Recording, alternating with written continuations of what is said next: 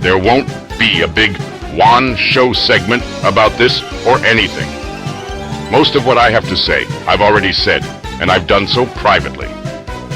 To Steve, I expressed my disappointment that he didn't go through proper journalistic practices in creating this piece.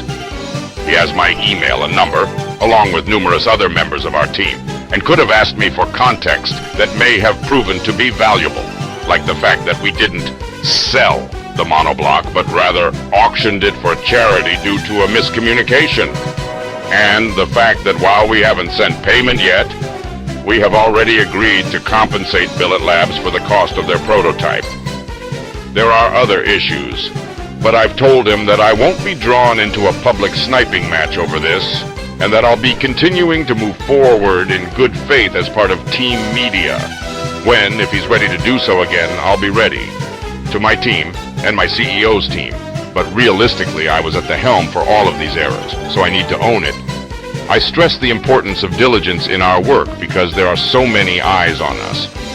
We are going through some growing pains. We've been very public about them in the interest of transparency, and it's clear we have some work to do on internal processes and communication.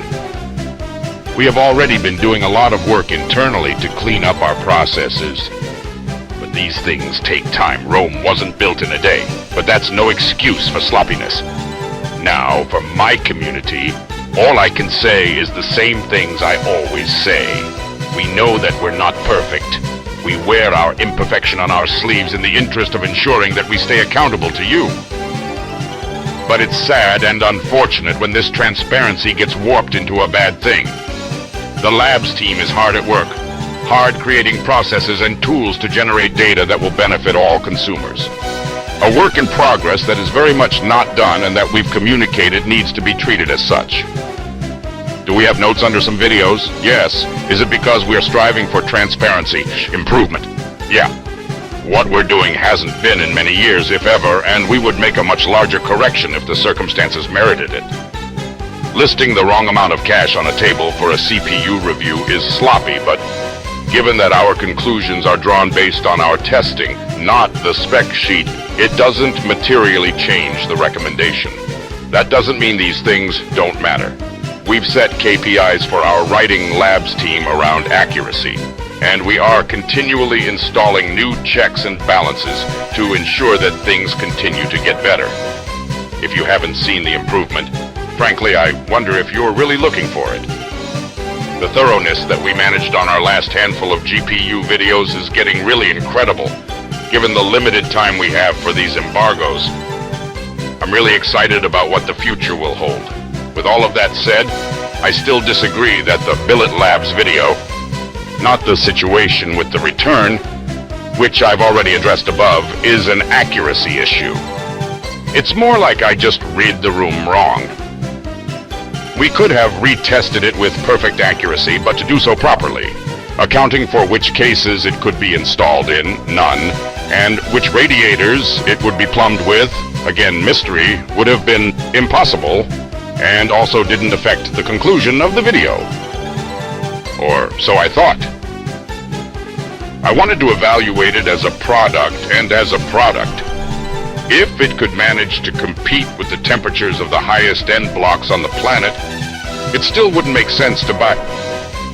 So from my point of view, retesting it and finding out that yes, it did in fact run cooler, but made no difference to the conclusion.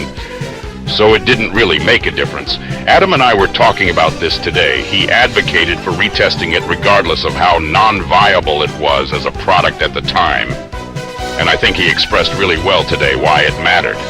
It was like making a video about a supercar. It doesn't matter if no one watching will buy it.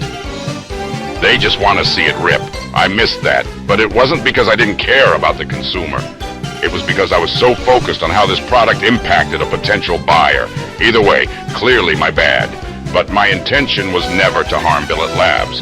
I specifically called out their incredible machining skills because I wanted to see them create something with a viable market for it, and was hoping others would appreciate the fineness of the craftsmanship, even if the product was impractical.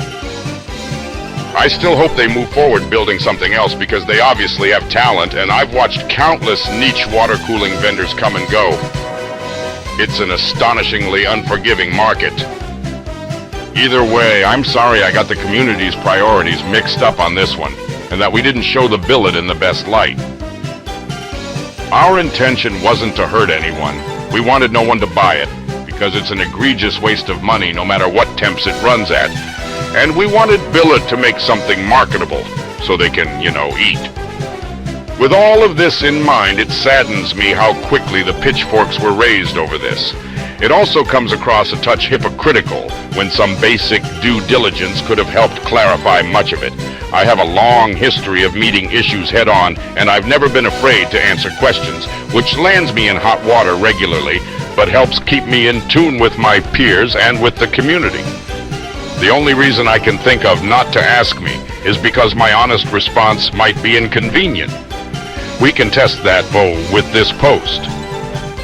Will the "it was a mistake, a bad one, but a mistake, and they're taking care of it" reality manage to have the same reach?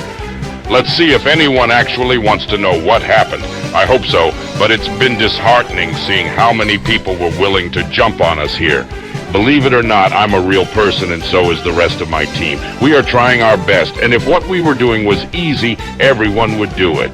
Today sucks. Thanks for reading this.